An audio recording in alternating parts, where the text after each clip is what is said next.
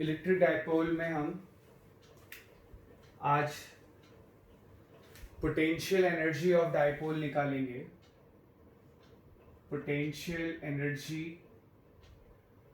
Of dipole in uniform electric field. Potential energy of dipole in uniform electric field. Electric field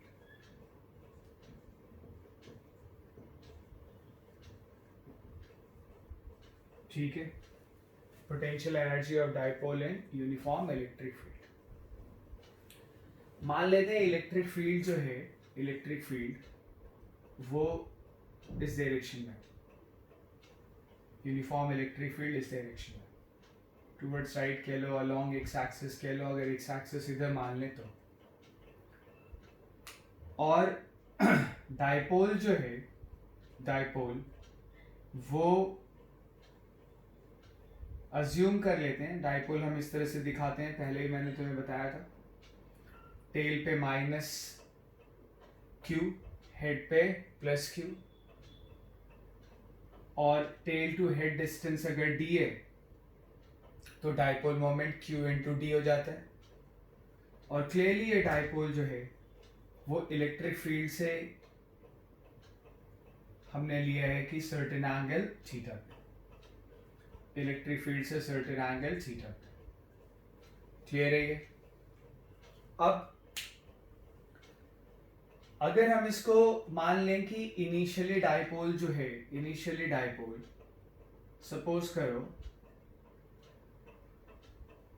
parallel to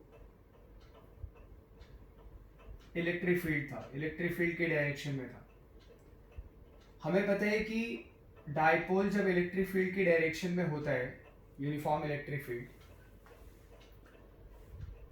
तो वो dipole की equilibrium position होती है, and that to stable equilibrium position. तो जब हम dipole को, जब वो इलेक्ट्रिक फील्ड की डायरेक्शन में है, यानी जब वो अपने स्टेबल इक्विलिब्रियम की पोजीशन में है, वहां से थीटा अगर ऊपर ले जाएंगे, ठीक है, तो हमें पता है कि टॉर्क, अगर थीटा एंटी क्लॉकवाइज है तो हमें पता है कि टॉर्क किधर लगेगा, क्लॉकवाइज। टॉर्क किधर लगेगा, क्लॉकवाइज। किसका टॉर्क? इलेक्ट्रिक फील्ड का टॉर्क, या कंजर्वेटिव फोर्स का टॉर्क बोल दो। तो टॉर्क लगेगा क्लॉकवाइज। क्लियर है ये? यानी ये अपने स्टेबल इक्विलिब्रियम की पोजीशन से अपने आप ऐसे रोटेट नहीं करेगा, क्योंकि टॉर्क तो उसको, डाइपोल को एंटी क्लॉकवाइज रोटेट कराने को अपोज कर रहा है। तो एक्सटर्नल एजेंट को टॉर्क लगा के उसको ले जाना पड़ेगा। तो अगर इलेक्ट्रिक फील्ड का टॉर्क इधर है तो एक्सटर्नल एजेंट का टॉर्क ठीक ऑपोजिट डायरेक्शन में होगा। मान लो स्लोली ले जाते हैं, स्लोली ले जाते हैं, तो एक्सटर्नल एजेंट का टॉर्क इस डायरेक्शन में होगा, ठीक है। और जिधर टॉर्क है उधर ही एंगुलर डिस्प्लेसमेंट है, जिधर टॉर्क है उधर ही एंगुलर डिस्प्लेसमेंट है। क्लियर है? जिधर एक्सटर्नल एजेंट का टॉर्क है उधर ही एंगुलर डिस्प्लेसमेंट होगा, मतलब उधर ले जाने के लिए एक्सटर्नल एजेंट को टॉर्क लगाना पड़ेगा। तो एक्सटर्नल एजेंट जो है पॉजिटिव वर्क करेगा, एक्सटर्नल एजेंट जो है वो क्या करेगा, पॉजिटिव वर्क करेगा। कैसे? एक्सटर्नल एजेंट का टॉर्क एंटी क्लॉकवाइज है, एंगुलर डिस्प्लेसमेंट किधर हो रहा है, एंटी क्लॉकवाइज। तो टॉर्क और एंगुलर डिस्प्लेसमेंट की डायरेक्शन सेम है, तो क्या होगा, एक्सटर्नल एजेंट के टॉर्क का पॉजिटिव वर्क आएगा, उससे सिस्टम की एनर्जी बढ़ेगी। क्योंकि हम स्लोली मूव कर रहे हैं, क्योंकि हम उसको स्लोली रोटेट करा रहे हैं, तो स्लोली रोटेट करा रहे हैं तो काइनेटिक एनर्जी तो बढ़ेगी नहीं। क्लियर है ये? स्लो रोटेशन से काइनेटिक एनर्जी तो बढ़ेगी नहीं। स्लो रोटेशन का मतलब है एंगुलर वेलोसिटी निग्लिजिबली स्मॉल है हर वक्त, तो काइनेटिक एनर्जी तो कांस्टेंट रहेगी। तो जो एक्सटर्नल फोर्स का जो पॉजिटिव वर्क आया वो क्या कर रहा है, सिस्टम की एनर्जी बढ़ा रहा है। अब काइनेटिक एनर्जी तो बढ़ा नहीं रहा है, तो वो क्या कर रहा है, इसकी सिस्टम की यानी डायपोल की पोटेंशियल एनर्जी बढ़ा रहा है। क्लियर है ये? अब तुम देखो, अगर हम इसको स्लोली ले जा रहे हैं, तो एक्सटर्नल फोर्स का जो टॉर्क होगा वो मैग्नीट्यूड में इलेक्ट्रिक फील्ड के टॉर्क के बराबर होगा और डायरेक्शन में ऑपोजिट होगा। क्लियर है? अब हमें पता है कि change in potential energy is negative of the work done by the conservative forces, या फिर हम ऐसे ही बोल सकते हैं, change in potential energy is work done by the external forces against the internal conservative forces in slowly moving the system. So change in potential energy is equal to work done by the external forces in slowly moving the system. Clear है ये? अच्छा, इससे भी निकाल सकते थे और ऐसे भी निकाल सकते हैं कि भाई change in potential energy is negative of the work done by the conservative forces. हम निकाल किससे रहे हैं? हम निकाल रहे हैं change in potential energy of the system is equal to work done by the external forces in slowly moving the system against the internal conservative forces. Clear है ये? अब अगर देखें यहां पे पोटेंशियल एनर्जी,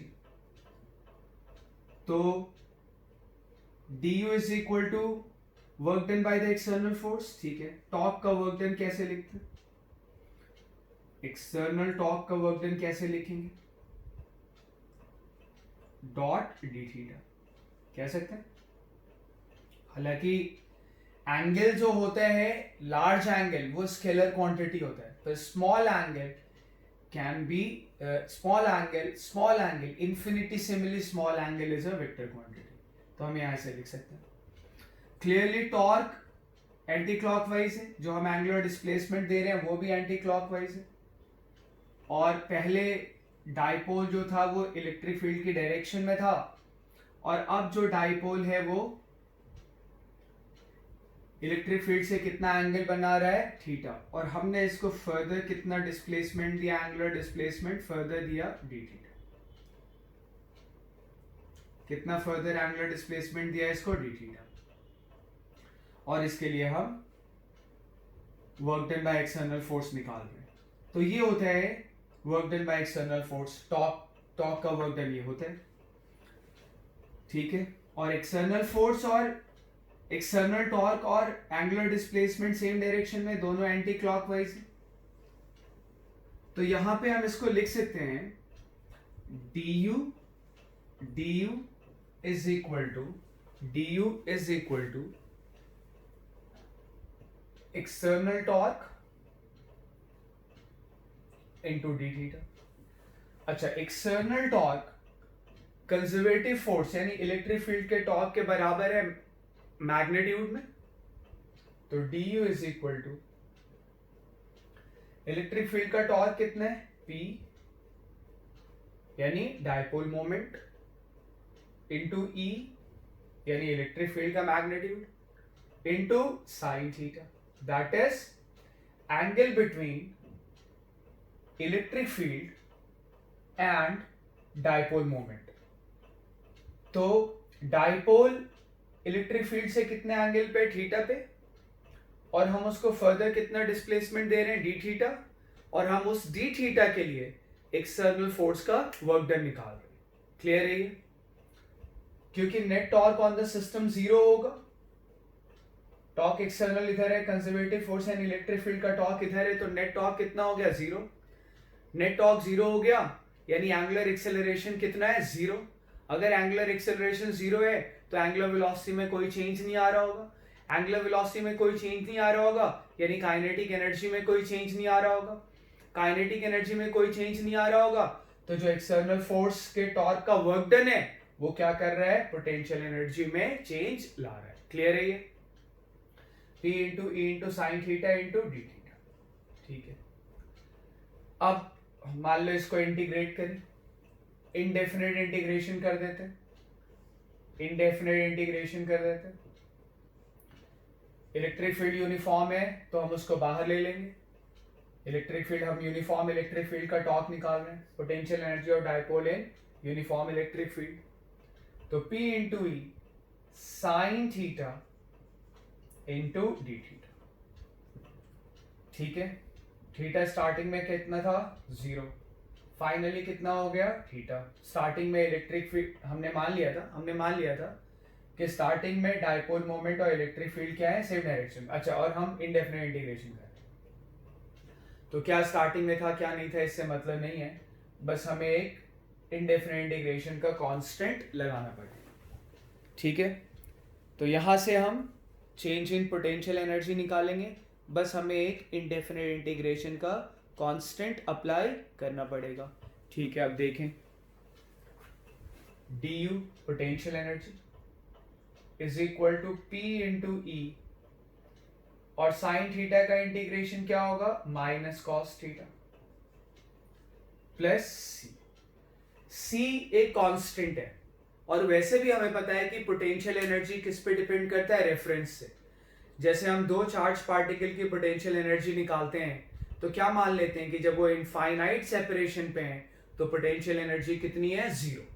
ठीक है, तो हम एक रेफरेंस मानते हैं कि भाई जब दो चार्ज पार्टिकल के बीच के डिस्टेंस इनफाइनाइट है तो हम मान लेते हैं कि उनकी पोटेंशियल एनर्जी कितनी है, 0। क्लियर है ये?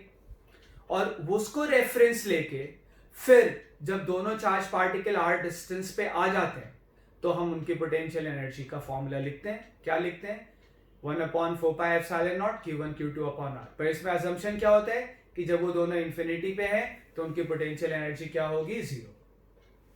क्योंकि जो मेन मैटर करता है वो change in potential energy matter करता है, एब्सोल्यूट पोटेंशियल एनर्जी उतना मैटर नहीं करता है। क्लियर है ये? तो ये एक यहाँ पे कांस्टेंट रहेगा। आई बात समझ में? तो डाइपोल और सी की वैल्यू तुम जो मर्जी चाहे ले सकते हो, सी एक कांस्टेंट है, इसकी जो मर्जी तुम वैल्यू ले सकते हो। क्लियर है? उससे फर्क नहीं पड़ेगा। तो यहां पे हमने निकाला potential energy of dipole in uniform electric field. ठीक है, और वो क्या आया, U is equal to P E minus cos theta, इसको चाहे तो ऐसे लिख लें, U is equal to minus PE cos theta plus C एक कांस्टेंट है जिसकी जो मर्जी वैल्यू ले लो। पर अक्सर क्या करते हैं, सी कुछ इस तरह से डिफाइन करते हैं, सी हम अपने हिसाब से ले लेते हैं कि जब डाइपोल मोमेंट इलेक्ट्रिक फील्ड से, जब डाइपोल मोमेंट इलेक्ट्रिक फील्ड से